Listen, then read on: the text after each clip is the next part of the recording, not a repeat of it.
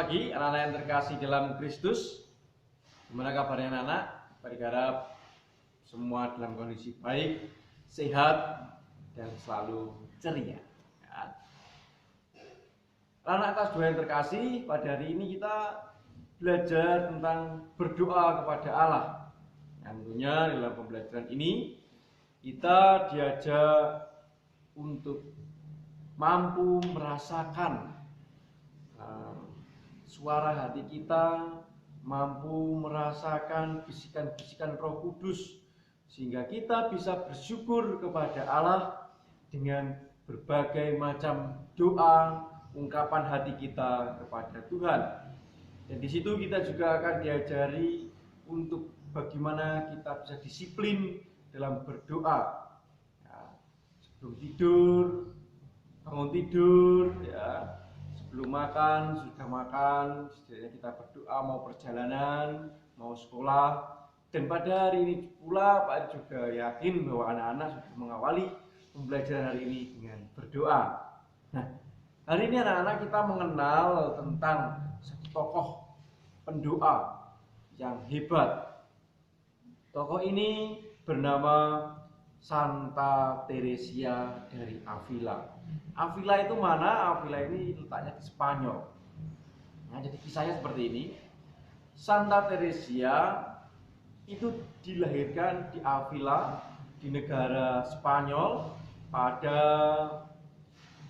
tanggal 28 Maret tahun 1515.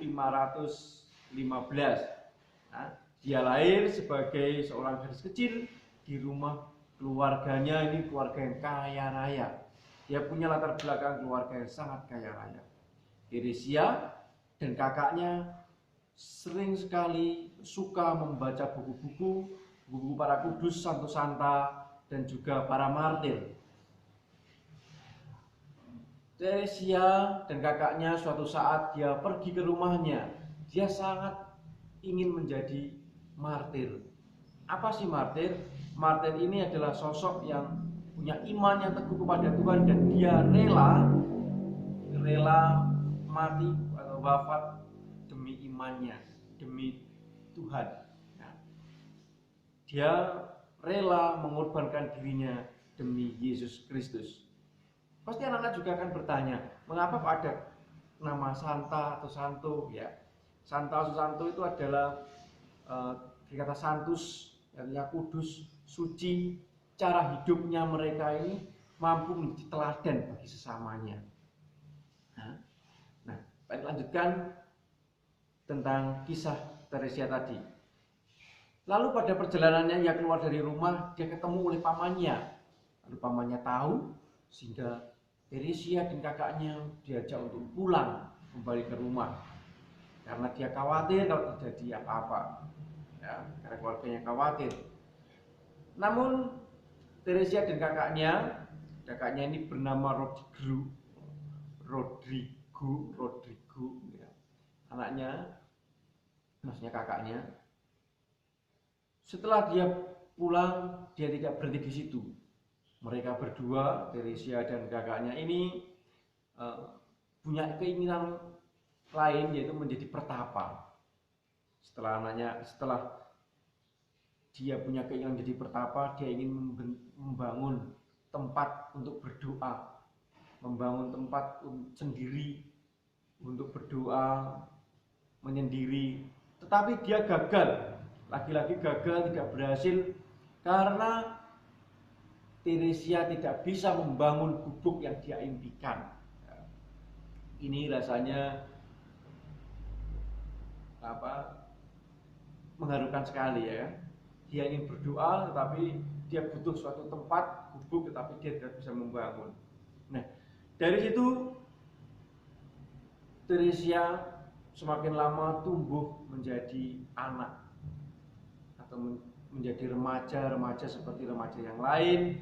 Dia mulai merubah dirinya, yang tadinya dia mementingkan doa, tapi sekarang ini mulai dia merias dirinya, menjadikan dirinya secantik mungkin, ya.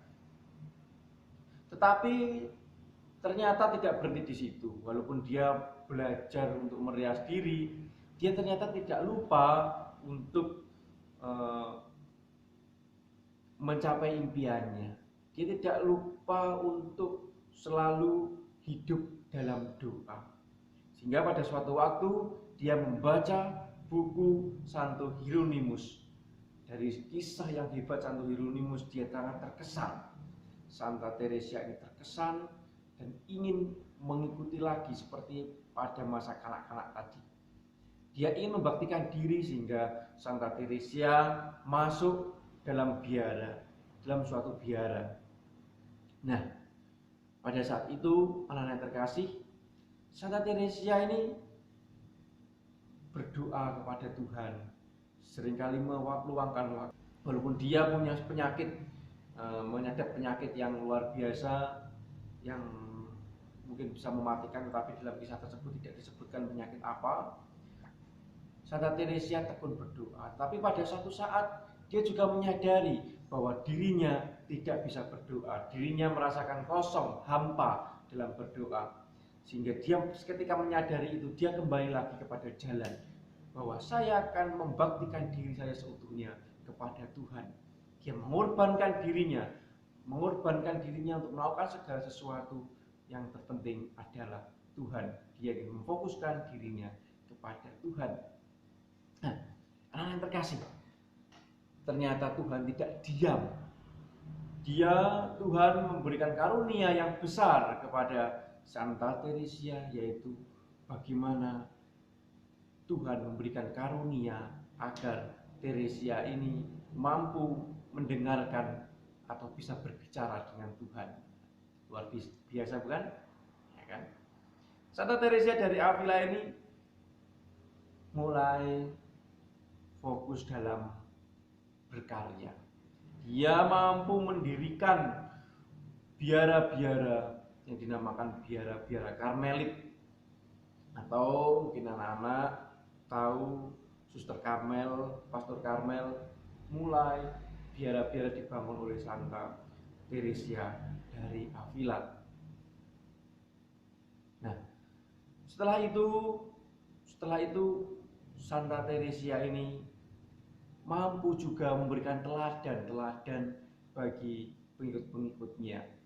Dia berdoa dengan cinta yang bernyala-nyala. Dia bekerja keras melakukan tugas-tugas biara dengan penuh sukacita, dengan tulus hati. Dan akhirnya anak-anak terkasih, Santa Teresia adalah seorang pemimpin yang besar, seorang yang sungguh-sungguh mengasihi Kristus dan gerejanya. Segala hidupnya dia berikan kepada Yesus dan gereja.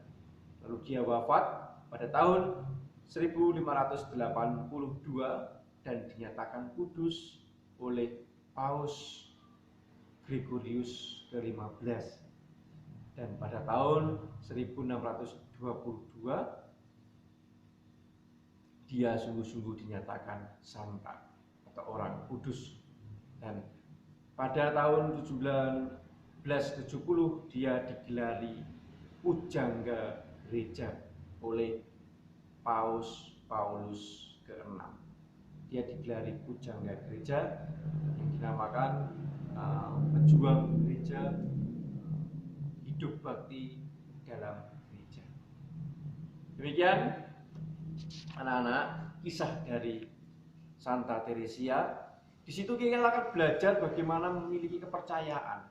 Dalam kisah Santa Teresia ini kita belajar untuk memiliki kepercayaan yang besar akan kasih penyelenggaraan Tuhan.